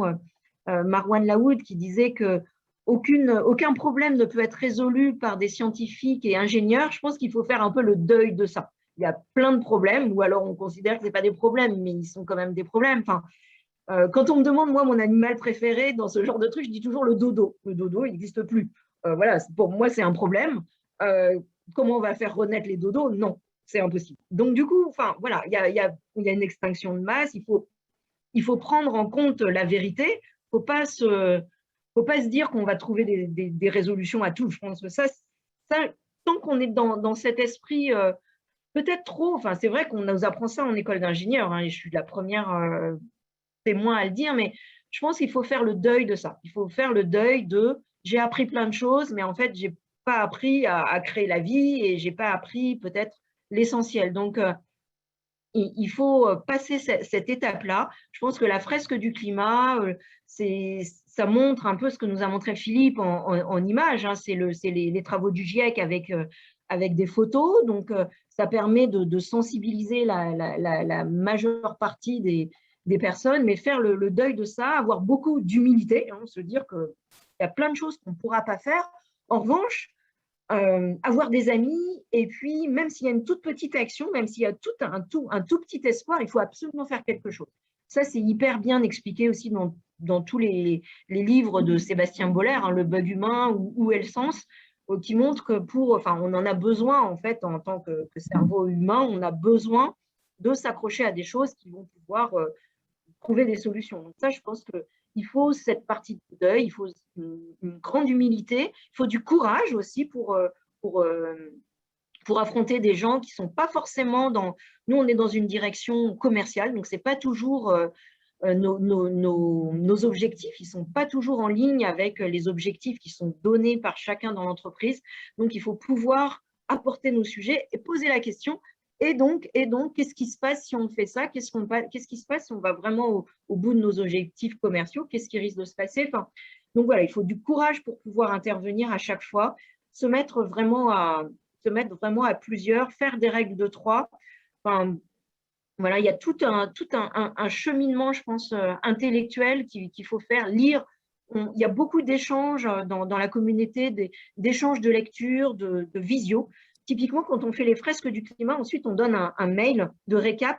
Ce mail, il fait 4 pages. Mais c'est un mail qui est génial. C'est-à-dire que ça donne tous les bouquins qu'on a aimés, parce que chaque animateur donne en plus ce qui, lui, correspond à sa sensibilité et ce qui l'a touché, ce qui l'a aidé à comprendre la complexité physique, chimique du phénomène. Et il y a aussi plein de vidéos qui existent. Typiquement, les vidéos du réveilleur sur YouTube sont fabuleuses. Donc, il y a plein de choses qui existent. Celles de Jean Covici aussi. Il y a le cours des mines, hein, de 22 heures de l'école des mines. Moi, tous les gens qui rentrent dans mon équipe, je leur dis, le premier truc, vous regardez les 22 heures de cours. Voilà. Et je pense que d'avoir la connaissance du phénomène en profondeur, on devrait tous, Alumni for the Planet, on devrait tous se dire, on a quand même l'esprit, on a fait des grandes écoles, on peut prendre le temps de faire ces 22 heures de cours et en parler à nos amis, à nos chefs, à nos collègues qui ont aussi peut-être fait des grandes écoles, mais commencer par ça. Effectivement, il y a beaucoup de ressources sur Internet et ailleurs pour avancer sur ces sujets et se mobiliser tous ensemble. Merci beaucoup. Je vois l'heure qui tourne un petit peu. On va mettre un sondage en ligne. Frédéric, je crois que c'est un sondage qui va être mis en ligne. Oui, on va vous mettre un sondage en ligne qui sera à la fois pour évaluer l'événement et aussi pour voir si ça vous a donné envie de passer à l'action. Donc, on va le mettre tout de suite en ligne et on va continuer notre événement. Donc, ouvrez-le dans un coin sur votre ordinateur et remplissez-le. Il est assez simple à remplir, mais ce serait vraiment très utile. Et bien sûr, on le partagera avec vous. On le fait à chaque fois et ça nous donne des éléments très utiles pour savoir comment passer à l'action. Donc, sur le chat, vous avez vu un lien apparaître pour aller sur le sondage. Ce n'est pas sur les questions-réponses, c'est sur le chat. Vous l'ouvrez, vous le mettez dans un petit coin sur votre ordinateur et si vous le remplissez, ça sera très utile. Voilà, je te repasse la parole, Stéphanie. Peut-être il y a des questions pour Emmanuel. Ça serait bien de pouvoir les poser. Puis après, on rebasculera sur les questions qui restaient pour Philippe. On voit beaucoup d'énergie, beaucoup d'émotions chez Emmanuel et ça, du coup, ça donne envie justement de se mobiliser dans sa propre entreprise. En tout cas, merci pour cette énergie. Peut-être une dernière question, Emmanuel. Justement, quelles initiatives bottom-up t'ont surprise finalement dans tout ça? Ce qui m'a le plus surpris, je pense… si tu veux reprendre les… Oui, je pense que je reviens sur la partie de la fresque du climat. Ça, c'est quand même un gros sujet. Et le fait que ça vienne en bottom-up et qu'on arrive à le porter jusqu'en haut de l'entreprise, moi, franchement, coup de chapeau à tous les salariés d'Orange, à toute la communauté qui porte ça, parce que c'est vraiment… faut avoir le courage de le faire. Il faut se plonger aussi dedans. Donc, on a mis en place un parcours pour devenir formateur. C'est en 6 modules. Il faut passer du temps. Il faut s'engager dessus. C'est pas toujours en lien avec son métier. Ça peut être parfois considéré comme totalement orthogonal. Je vois typiquement dans les questions sur la partie 80% des smartphones qui vient de l'énergie, donc de la fabrication. Oui, hein, pour vous donner une idée, c'est parce que en fait, c'est fabriqué en Chine. Et donc, en Chine, l'électricité vient du charbon. Et en fait, quand on fait des couches très basses d'assemblage des métaux, on a besoin d'avoir 0 poussière. Et donc, le fait d'avoir des salles qui permettent le 0 poussière, c'est des salles qui vont avoir un espèce d'aspirateur en continu. Elles dépensent énormément d'énergie, ces salles-là, énormément d'électricité. Et en fait, comme c'est de l'électricité très carbonée en Chine, donc du coup, c'est pour ça que ça nous fait, hélas, comme c'est un concentré technique, c'est pour ça que ça fait ça. Donc ensuite, effectivement, il y a des sujets sur la 5G. Donc ça, c'est des discussions qu'on a chez Orange. Hein. Il y a aussi une étude qu'on a commanditée, donc typiquement qui a été commandée par Orange pour voir quel était justement l'impact sur l'environnement de la 5G. Donc généralement, il y a aussi une histoire de scope, parce que souvent on parle d'efficacité. Donc là, on a complètement raison, c'est beaucoup plus efficace, mais c'est peut-être seulement sur les scopes 1 et 2. Donc effectivement, il faut regarder tous ces sujets-là. Ok, je vois l'heure qui tourne un petit peu. Je voudrais quand même prendre une question, parce qu'il y a la question, est-ce que les initiatives sont à la hauteur des enjeux? Non, bien sûr que non. En fait, non. Ça, si vous prenez le document Faire sa part de Carbone 4, c'est hyper clair. C'est-à-dire les initiatives qu'on peut faire en tant que perso, elles sont toutes petites. Elles font 20%. Et encore, parfois, c'est en investissant, en transformant sa chaudière à gaz par une pompe à chaleur. Enfin bref, et ça va faire que 20%. Ensuite, il y a toute la partie entreprise. Et donc, je pense que c'est cette partie-là à laquelle on s'attaque là, tous ensemble avec Alumni for the Planet. Donc, je pense que cette partie-là, c'est ça qu'il faut qu'on fasse tous ensemble. Et à la fin, il y a aussi toute la partie réglementation, l'État. Si les lois obligent à certaines choses, évidemment, ça peut changer. Mais effectivement, nous, on a commencé, on va dire, en tant que salarié sur la partie un peu calculette perso. Et donc là, c'est les 20%. Et encore, la partie investissement, tout le monde ne peut pas se le permettre. Mais la deuxième partie liée aux entreprises, ça, oui, c'est ce qu'il faut qu'on fasse, qu'on commence maintenant, en fait. Mais pour l'instant, on n'a pas encore commencé. Tout à fait. Merci beaucoup, Emmanuel. Peut-être, je vois l'heure qui tourne, donc j'ai envie de passer la parole à Frédéric. Je propose que peut-être on revienne sur les questions ou des questions. Peut-être, Gérard, tu as identifié des questions pour Philippe qui est encore avec nous. Et ensuite, on pourra conclure, mais peut-être on a encore du monde avec nous. On en profite pour engranger des réponses au petit sondage. Et donc, Gérard, je te repasse la main éventuellement pour quelques questions-réponses avec Philippe, en remerciant 1000 fois Emmanuel de son témoignage. Je prends juste un moment parce que je vois que dans les questions, il y a plein de gens qui demandent qu'on teste des choses chez Orange. C'est avec grand plaisir. Donc, vous m'écrivez emmanuel.temkin@orange.com et ce sera avec grand plaisir qu'on pourra tester tout ce que vous avez imaginé. Et Emmanuel, je crois qu'il y a une question pour toi, si tu veux te déconnecter après. Il y a une personne qui posait la question de savoir si Orange avait fait son bilan carbone en incluant le Scope 3, et notamment l'empreinte carbone des terminaux utilisés par vos clients. Oui, et tout à fait. Deuxième sous-question, quand arrêterez-vous de vendre des terminaux? Quand est-ce qu'on arrêtera? On commence déjà par vendre du reconditionné. Alors, sur la partie grand public, je ne connais pas les chiffres, mais je sais que sur le B2B, alors ça, c'est génial, parce que du coup, là, la partie, le troisième pavé, la loi nous aide, puisque tout le secteur public est obligé d'avoir 20% de ses achats qui est du matériel reconditionné. Donc ça, génial, hein, une loi comme ça, tout le monde l'attendait. Et donc, du coup, on a énormément de mal à fournir. Ça n'existe pas forcément ça tant que ça. Moi, c'est un reconditionné que vous voyez là. Mais ce n'est pas si évident que ça. Il n'y en a pas assez sur le marché, en fait. Donc, voilà. Donc, vendre du neuf dès qu'on peut. Vendre du reconditionné, après tout, si c'est quelque chose qui est réparé, ça, c'est… pourquoi pas, hein, c'est comme on répare les vélos, on va pas racheter un vélo neuf, évidemment. Les Fairphone? Les Fairphone, on les vend depuis longtemps, à la fois sur le marché entreprise et sur le marché GP. Et il y a un nouveau téléphone. Alors, l'annonce officielle, enfin, il est déjà en boutique, qui s'appelle le Nevalif, qui a été fait, qui n'est pas 5G d'ailleurs, mais qui est un téléphone qui a été conçu par des gens d'Orange et qui est hyper robuste. Il a une coque pour ne pas être cassé, parce que la plupart du temps, on a regardé qu'est-ce qui cassait, c'était les écrans. Donc, du coup, il inclut lui-même une espèce de protection de l'écran. Si vous le faites tomber, ça ne se casse pas. On peut le démonter soi-même. Et puis, il est à 149 €, donc il est vraiment 3 fois moins cher que le Fairphone. Voilà. Merci.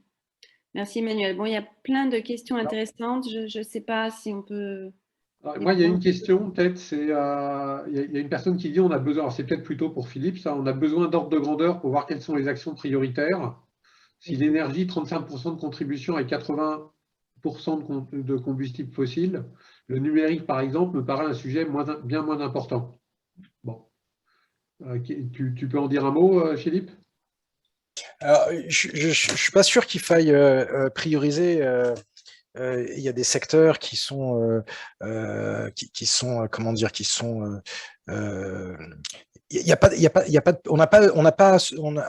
on peut pas faire le luxe de cette priorisation. Il faut réduire partout où c'est possible rapidement. Sur le numérique, il y a beaucoup de choses qui est entendu. On sait très bien que oui, en fait, tout ce que l'on produit et tout ce qu'on utilise a un coût énergétique, un coût, comment dire, matériaux, un coût, enfin, tout ce que l'on produit exploite des ressources, émet du CO2, etc. La question, par exemple, sur le numérique, elle est multiple. C'est la vraie question qui se pose, c'est pour moi, c'est quels sont les usages du numérique. Je suis désolé, j'ai vu des couches connectées pour savoir quand bébé fait son popo ou son etc. On peut se poser la question de la pertinence et de l'utilité réelle au regard des enjeux auxquels on est confronté, de la pertinence ou pas de ces objets connectés qui peuvent apparaître comme gadgets. En revanche, il est évident que certains secteurs du numérique favorisent à réduire notre empreinte carbone par rapport aux solutions, je dirais, pré-numériques qui pouvaient exister. On parle du voyage, enfin clairement, comment dire, la période Covid nous a montré qu'on pouvait probablement réduire nos voyages, nos trajets par des moyens qui sont émetteurs. Donc, la question qu'il faut avoir à chaque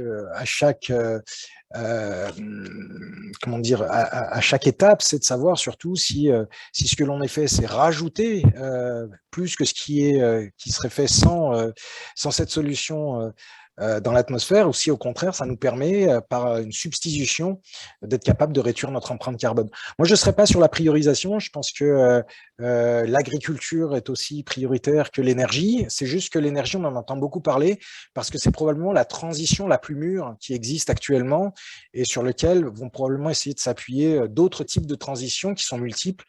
Et la transition numérique aussi n'y échappera pas, c'est-à-dire que maintenant c'est inéluctable, le numérique rend des services très forts. Maintenant, il faut pouvoir sélectionner les services réels rendus à la fois à la société, mais aussi à l'environnement. Et peut-être supprimer un usage du numérique qui est soit superflu, soit complètement, on va dire, inutile, qui va dans le mauvais sens.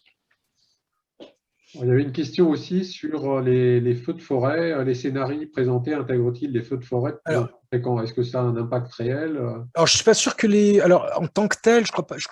Alors là, il faudrait que je regarde.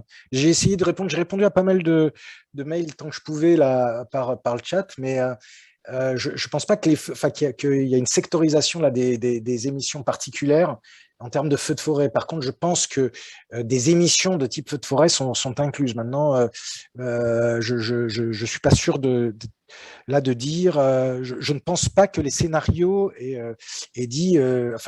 sélectionnent en disant, voilà, ça, c'est des émissions induites par les feux de forêt. Tout ce qui est déforestation est pris en compte, je suppose. Et la déforestation, je suppose qu'il y a beaucoup de feux de forêt. Hein. Par contre, les feux de forêt accidentels, c'est peut-être autre chose. Non, dans les scénarios, hein, c'est les scénarios qui sont compliqués. Oui.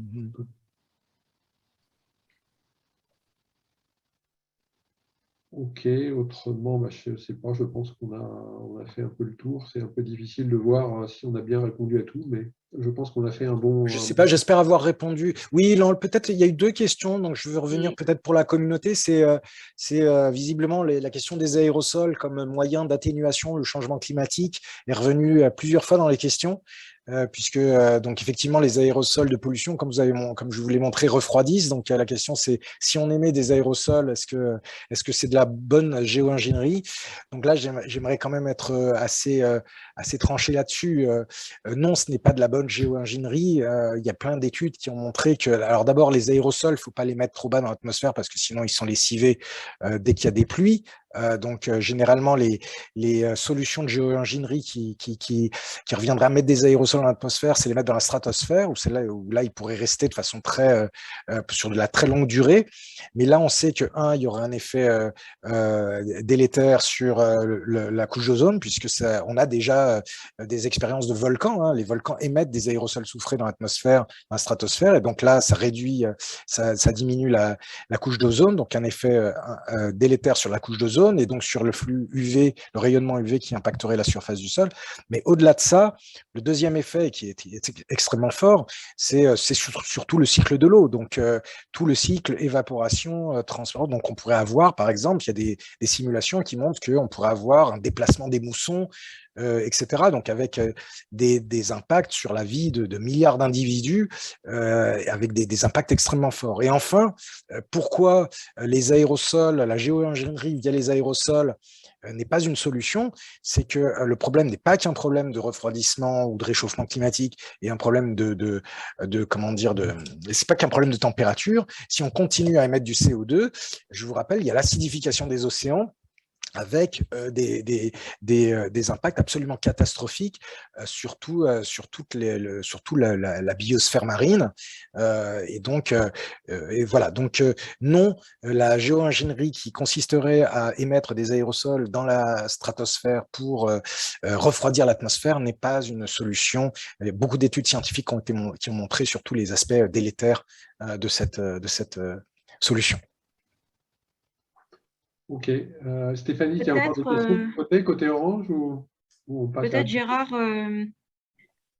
si je peux répondre à un point qu'il y avait en disant que ce que je montrais, c'était de la partie sensibilisation. Oui, parce que c'est de la partie qui vient des salariés. Donc au départ, c'est que sensibilisation. Sur les actions d'Orange, alors elles sont hyper engagées, hein, puisqu'il y a une réduction de 30% de nos émissions de gaz à effet de serre, scope 1 et 2 d'ici 2025, d'être carbone neutre en 2040.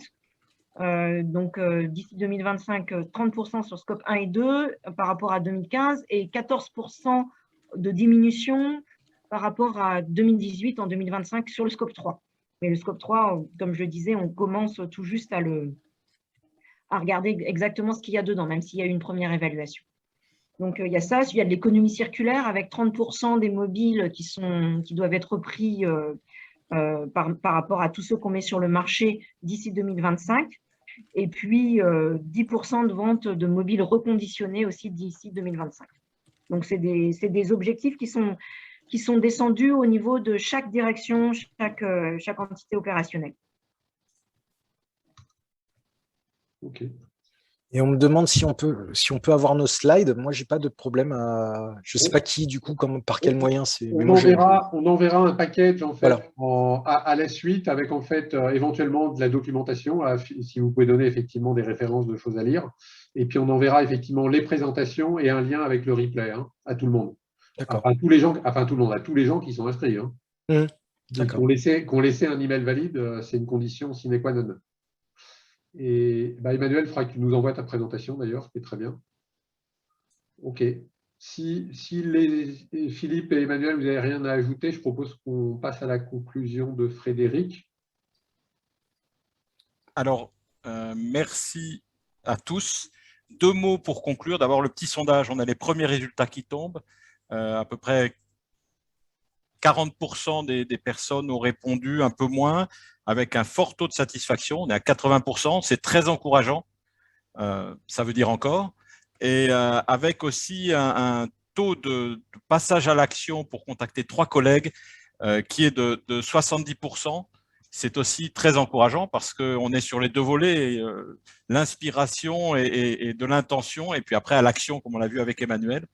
Donc, je pense que ça montre l'importance de tous les mouvements qui peuvent exister actuellement et d'Alumni for the Planet. Et pour conclure, je ferai un petit commercial, comme on dit en anglais. Je dirais, n'hésitez pas à venir vous engager et à rejoindre le réseau des alumni engagés si vous ne l'avez pas déjà fait. Et venez aussi si vous voulez nous aider à monter des activités.